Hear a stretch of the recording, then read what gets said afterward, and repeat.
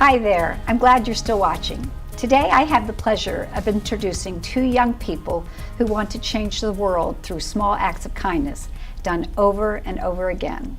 I'd like to welcome BIFSA, Barbara Ingram School for the Arts, Key Club members Bethany Norris and Mary Miller. Bethany, who is 15 years old, will soon be starting her junior year in the vocal program at BIFSA. In the future, she hopes to do missionary work and music therapy. Mary is a 17-year-old senior and president of the Key Club at BIFSA. Her interest and academic focus is on creative writing, and she hopes to attend Fordham University and pursue a career as a writer. Bethany and Mary join us today to talk about the Key Club service project that directly benefited the patients of Hospice of Washington County. Thank you both so much for being here. Thank you. Sure. So before we talk about the Key Club service project, could you just tell us a little bit about BIFSA, about your school, where it's located, how many students attend there, and maybe how's it similar or different to other high schools? Well, Barbara Ingram is completely downtown, and we use about 4 different buildings. It's pretty small. I think we only have about 275 students, and that's really probably the biggest difference between that and other schools because it makes us all so close and tight-knit, which is, I think, a very nice thing. How about you, Bethany? Anything you want to add to that? I'd say we're all very supportive of one another, and we are all friends, pretty much. We all know each other.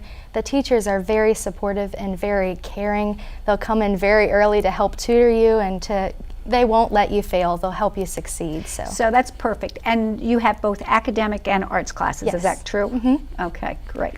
And what grades are there? 9th through 12th. Okay, 9th through 12th.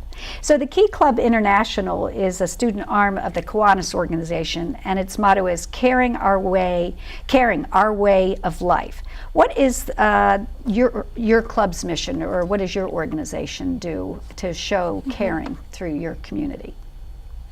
Well, our club is very new, and we're still definitely trying to establish our place in the community, but we hope to, in the coming school year, really develop a relationship with hospice because our project with hospice from last school year was one of our favorite things that we did. Oh, that's great. That's great. So how many members are in your Key Club, Bethany? I would say about 15, right? Mm-hmm. Mm-hmm. Yeah. And are they from all different years, or are they just juniors and seniors? Pretty much all different years. Good, Yep. Good. Do you have an advisor, Mary? We do. Erin Gensel. Okay, and what is her role? Well, in the school she teaches math, but in our club it's a very self-directed club, which I don't want to say that it's not that she doesn't do anything, because she does. Right. But we really sort of run the show, and then she helps us and gives us support when we need it. Yeah, that's great. She's very supportive. Mm-hmm. So can you tell our viewers a little bit about the generous program that you all did last year? So last year we were thinking of new projects because we were a pretty new club at the time. And I thought, well, the hospice floor is right below us where we meet for our meetings every Monday morning because the 4th floor of the Grand is where we have English class. So I was like, why don't we just do a project for hospice, like donating flower arrangements? And then I thought, my grandmother, she was in hospice. She was a hospice patient last year at this time, and she would have really enjoyed receiving flowers. So, especially made from a group of students, right? Uh-huh. Yeah. So our goal was just to put a smile on their face and brighten their day. And how many arrangements did you all deliver?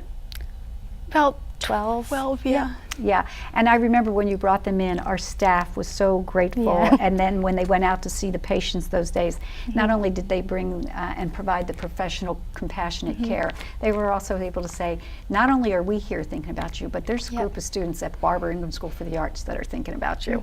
And so that your kindness was magnified. So that was great. Do you have a favorite quote or story that inspires you to engage and to follow the Key Club motto?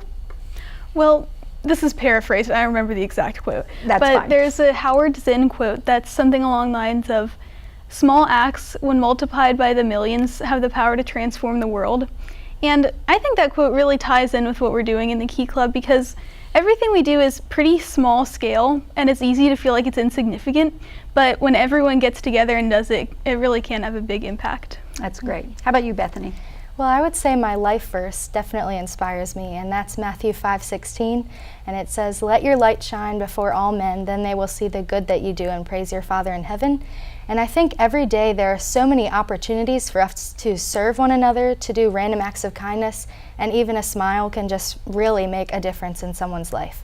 So That's it's my great. life first. Well, it sounds like the Key Club at BIFSA has some really strong goals and desire to make a difference. So I thank you both for being here and for being leaders in the Key Club at BIFSA. Thank you for Thank you. having us. Sure.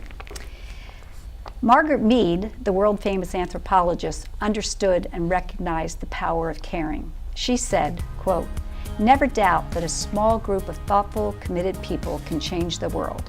Indeed, it is the only thing that ever has." End of quote.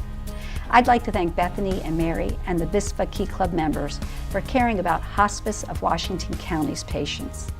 They are on track to change the world. Stay tuned. We'll be right back in just a short minute.